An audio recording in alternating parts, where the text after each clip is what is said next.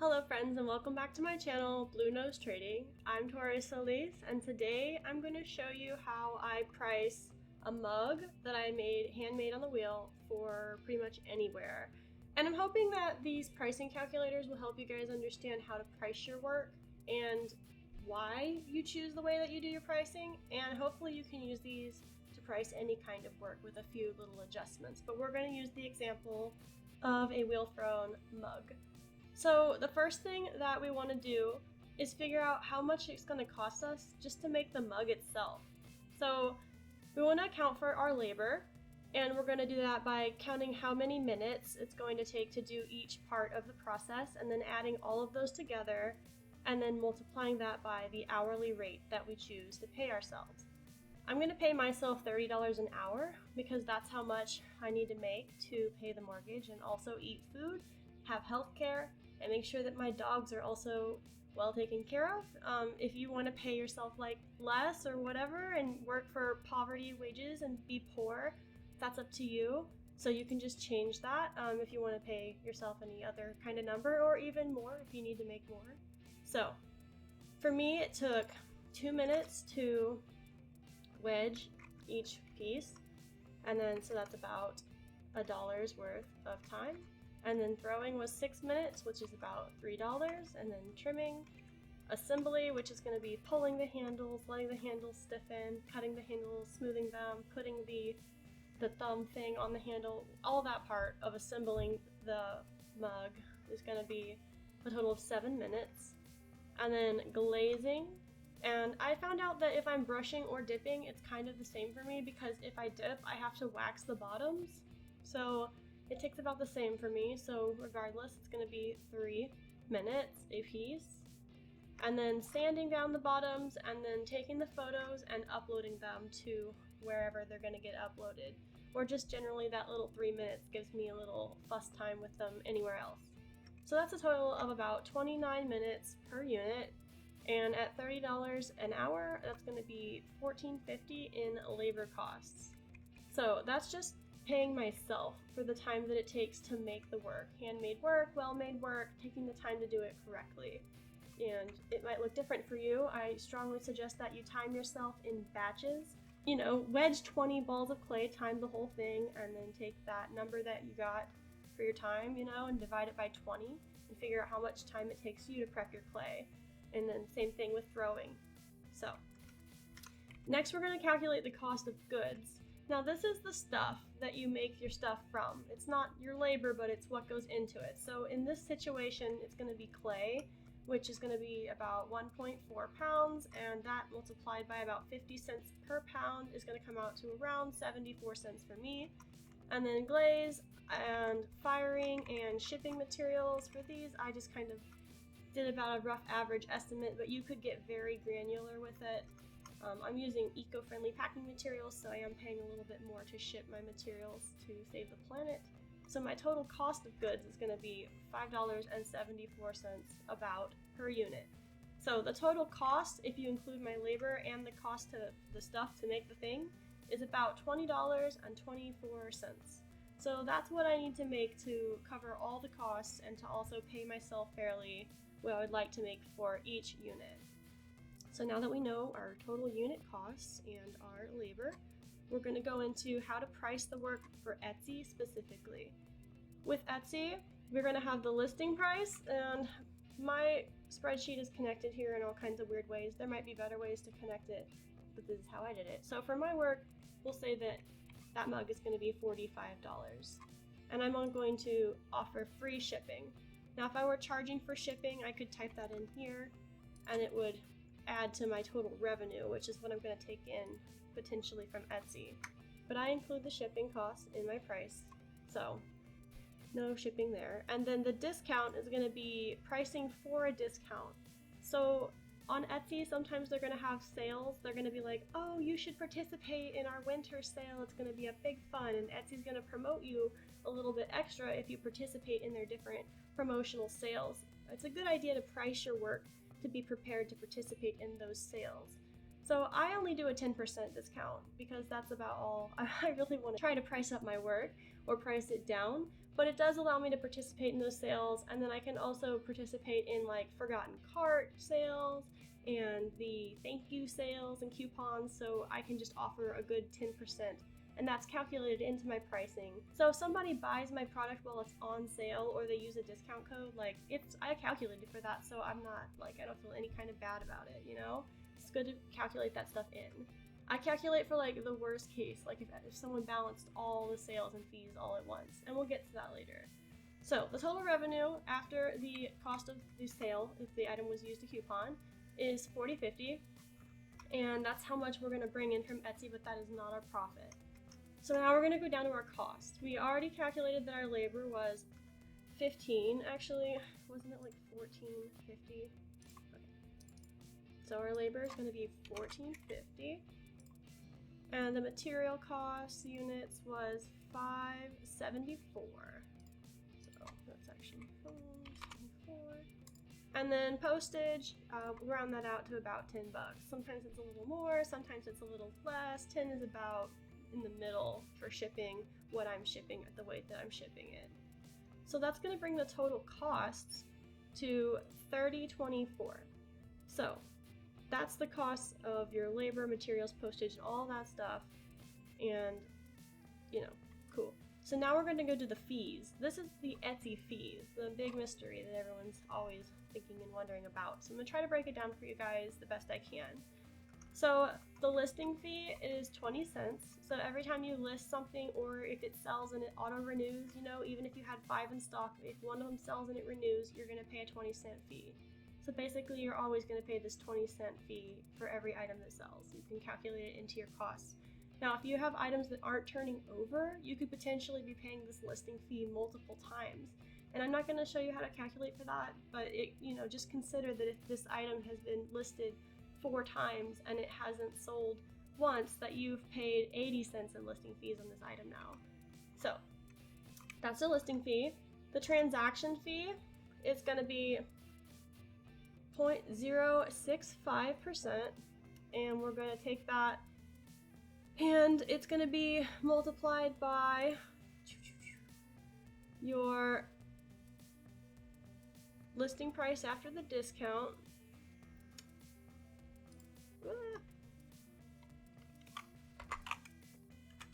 Okay. But basically it's up 6.5% on each transaction. And this is going to include the cost of shipping. So it doesn't matter if your shipping is included in your listing price, or if this mug was $35 plus $10 shipping, it would still charge you the transaction fee 6.5% on the total, including shipping either way. That's the same for the payment processing fee, which is going to be 25 cents plus 3%, 25 cents plus 3% on each transaction. And then there's also the Etsy offsite ads fee. Now, if you are a shop that's under $10,000 a year, you can just turn the offsite ads off and you can zero out this if you want to. Otherwise, it's going to be 15% for you. And then if you're a shop that does over $10,000 a year, you cannot turn off the offsite ads, but it's going to be 12%. Now, I have seen this where someone has used my discount coupon and they have like used a forgotten cart discount coupon, and they've also had the offsite ads cookie installed, like they clicked an offsite ad at some point within the time frame, and it took both of these off plus the Etsy fees. So that made it like 22% that it was just discounted off, basically, which is wild. So you want to account for your offsite ads if you do have to have those turned on, and that's going to be a 12% charge that, like I said, my pricing accounts for if you stack all the discounts, I'm still going to break even and make a little bit of profit. Not a lot. Like as we'll see here, I'm only going to make $1 if you stack all of the fees. But if there wasn't an offsite ads fee, my profit would be like $5.96. And sometimes people don't use a discount code and they don't use an offsite ads fee, and I would make a profit of about $10. But I would say that in most cases, pretty frequently, I make sales with the coupon. So that's got to be calculated in there. And, that's making around a margin about 5.96. after paying myself for my labor, and I'm comfortable with that, and I'm able to donate 5% of the profit that I make back into the SPCA of Texas. And then also I make a little bit of money that I can reinvest back into my business to try new places or get better equipment or just grow and expand in general. And I'm also able to afford to pay my mortgage and eat food. So, you know, we're not getting rich over here, but this is a sustainable pay rate for Etsy. Now we're going to go to another type of calculator here. This one's going to be for consignment. This situation can look really different for a lot of different people, but consignment is basically where you take your product, in my case my mugs, and I have them in a little retail shop downtown, and I'm going to get, they're going to get 30%. The shop keeps 30 and I keep 70% of my work. So my retail price for them is, let's see, I think it's $45 for a mug. And there's no shipping. If you had to ship to your consignor, you would probably want to calculate how many. You know, if you're going to do 6 mugs and it costs $10 to ship them.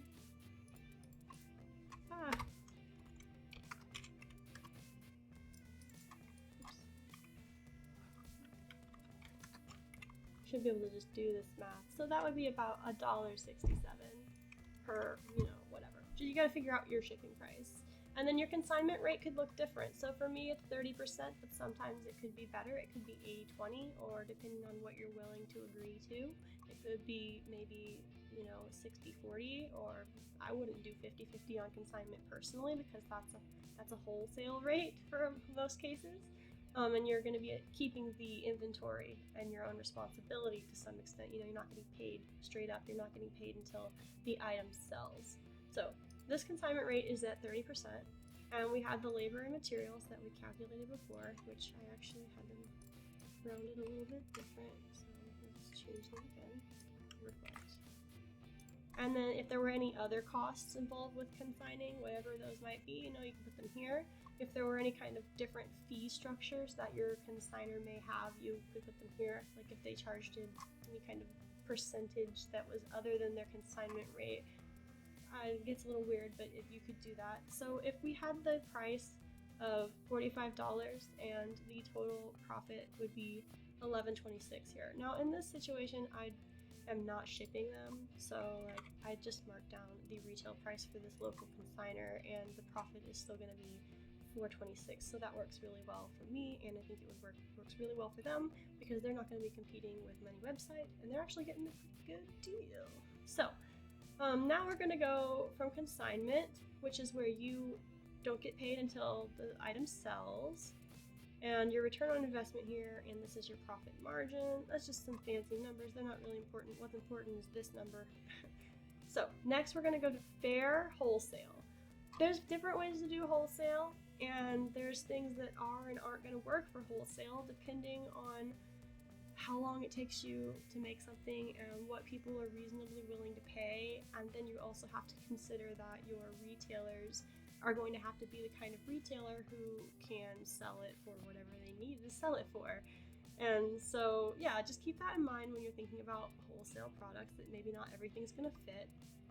But let's say that we've got a cup or something that is marketed at $40 in retail value, and we're going to make the total order quantity 6, and the wholesale price here is going to be $24, because I wholesale at a rate of 60-40. So sometimes, most frequently, wholesale is going to be 50-50, but I kind of personally think that when it's handmade artisan work, 60-40 is an acceptable split to the artist. You can feel however you want, and you can charge however you want, and if I get less orders for my pricing, that's my problem. So make it work for you. So at 40%, we have got this wholesale price, which is going to be, you know, $40 times 40%, and you know, $40 minus all that, which is going to give us our wholesale price of $24. And then the labor here is going to be, so for these we're assuming I took out the part where I do the assembly. This is just a cup that doesn't have the handle, so it's going to be able to be done at $10 instead of $15. So it's the $10 rate on the labor there for each of the units. So the minimum whole order quantity is 6, which means that for this order of 6, it's going to be multiplied by the $10 labor per unit. So that's the cost of the labor. And then the cost of the materials is the same. It's going to be the 5, and then we're also going to multiply that by the order quantity, and that's going to calculate there. And if there were any other costs, there's a line here for that. So the total cost for this order will be $90. And now fees set up for Faire. I'm kind of new to Faire, so I'm going to be straight up with you there, but this is my understanding of the fees as I've researched them and how I priced my work accordingly. So the Faire commission fee is 15%. This is going to exist on any order where your customer's coming directly from Faire and they're not coming from your Faire direct link. So that is going to look like the total revenue, and it's going to be multiplied by the 15%. So that's the Faire commission fee. And then if this customer is coming from Faire and they're a brand new customer to you, it's also going to be a $10 charge on that order. So we just include that as a flat 10 for this order. And then the payment processing fee, there's a lot of different ways to set up this schedule. It's going to do at 1.9, so it's 1.9% on 60 days, and then plus 30 cents for the transaction. And that's going to be this formula here. So the payment processing will be 304, and then that's the total of fees. And so if this is the return on investment, profit margin, total profit, if all the fees are charged here, is going to be $19.36. So I'm going to make $19.36 to reinvest in my business on this order if all the fees get charged. If they're a brand new customer and they use the, all the things. And so if they use my direct link, it's going to be like, if there's no additional fees from Faire, I'm going to make $50.96 on this order to reinvest back into the business and to donate to my charity of choice, which is the SPCA of Texas. So this rate could change, and let's see, we did a 50-50 rate. Whoa, not that crazy. Not a 500. Okay, so if we did it at 50-50, when we were charged all the fees, we would actually, our net profit would be down 58 cents, so I would lose money on that order. And then using the direct link, it would be a profit of $27.42 if there were no fees. So there's lots of ways to think about doing this. Just plug it in, find your own numbers, and kind of see what works for you. And if you can't make it work, then it's just not going to be a great product to sell maybe at wholesale, and that's okay. Some things are more artistic and they're made to be special, and yeah, it's just a different way to set up. So the next thing we're going to move on to is pricing for a market. This one's a lot. I actually haven't even organized the spreadsheet. Okay, let's see. So this is a market planner / the pricing for the market thing that I've been kind of trying to work out, because making art markets really work is just, it takes a lot more than I think that we're normally considering. So for mine, I've got my average unit price. Now I'm doing this here by the revenue of if we sell out, like if we sold everything that I made, best case scenario, this is what this market would look like, okay? And then this is going to be the break-even column. So this is the column where I kind of fiddle with the numbers to figure out exactly how many units I need to make at the cost that I'm at to break even and make this market even worth my time. And then over here I have a column for the actual. Now I just kind of put this at a lower number. This market, this is an imaginary market, but we're going to say that our actual was, lower, and we're going to look at what it cost us. So with that started, the average unit price here is going to be $32.50. This entire thing over here is just a planner to plan my inventory. So for right now, just pretend that this doesn't exist. The average unit price is $32.50, so that's the same across the board. And then the quantity of units is going to be how many units sold. So this, for the sellout point, is going to be the total units made, which is over here. It pulls it over here. And then this one is just, we fiddle with this number. So at 36, I know that I'm breaking even. But if it was a day where we did 40, we would actually make a little bit more money. Where, if it was a little slower and we only did 35, we would just be at pretty much nothing. It would be like this is like bones even. Oh, we lose $5, so we're gonna keep it at 36 so that we make $5. All right, and then, this is just an estimate. This one works the same as this one, but we just leave it lower to kind of look at things. So let's look at the length of the show. Let's say the show is an 8-hour show, but we're also going to include an hour for setup and an hour for breakdown. And if you need to include more time because it takes you more time to set up or more time to break down, I really strongly encourage you to make this number how long you're going to spend at the show. If it's a 12-hour day, it's a 12-hour day. Put a 12 here, okay? So I'm estimating about 10 because I'm pretty quick at setting up and getting the heck out. So our total revenue here is going to be the average unit price times the quantity of the units sold. Pretty simple. That's revenue. We sold this many for that much, and that's where we're at right now. We love that. Okay? So, down here, we've got our labor and cost of goods sold. For this unit, I'm charging these as mugs, so that's the $15 in labor, and we're going to multiply that by the quantity of the units. So it's going to account for how many units we sell. If we sell more units, we're going to need to make more in labor, but it's all kind of included, but we're going to look at it. Okay? And because you need to know where the money's going when you see that bottom number at the bottom, and how much of it is actually going to be just the labor and paying you for what you've already done in your making process, and how much of it's for today, and how much of it, is extra and really made money. So next we're going to account for the materials. So it's the same thing, $5 in materials multiplied by the quantity of the units that we sell for the day. It's going to look different. If we sell less, of course, we're going to account for less costs in materials because we sold less things.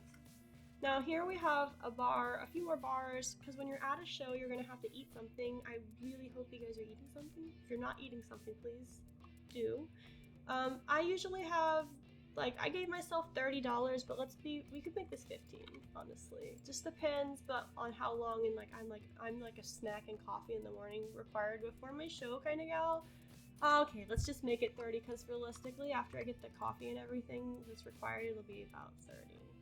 And then gas is 30 if it's far away, but this one I really could make 15, okay? So, and then labor for retail. You need to decide what you're going to pay yourself for being at your booth, and you need to kind of consider your time being there. And maybe if you, I pay myself $30 an hour no matter what, so for me, I'm at my booth, it costs me $30 an hour of my time to be at my booth, because that's what I would be making if I were at home making.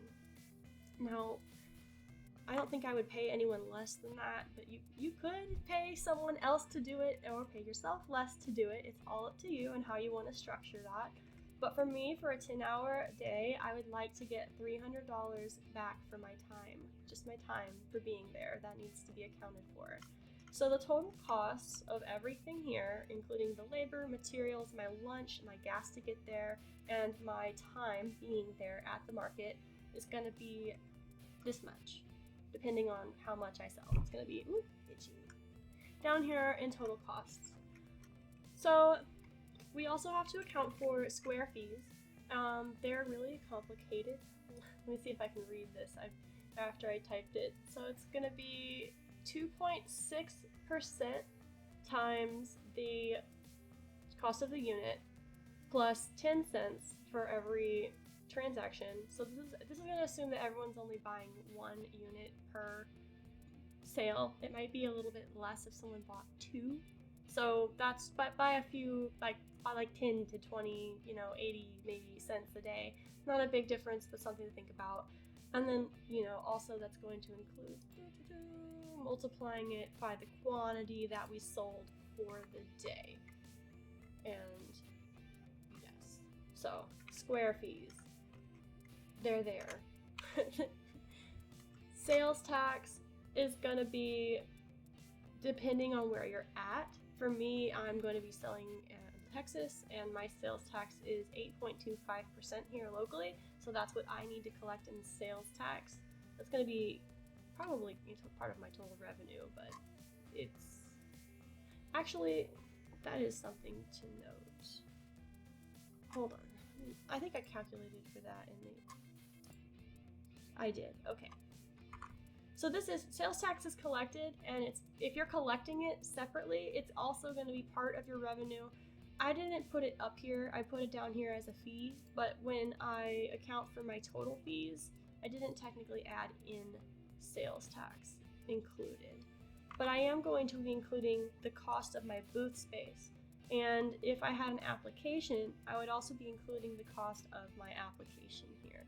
Now this particular market that I was pricing for was like a $50 farmer's market pop-up. So there is really no application, and it's just 50 bucks for the day.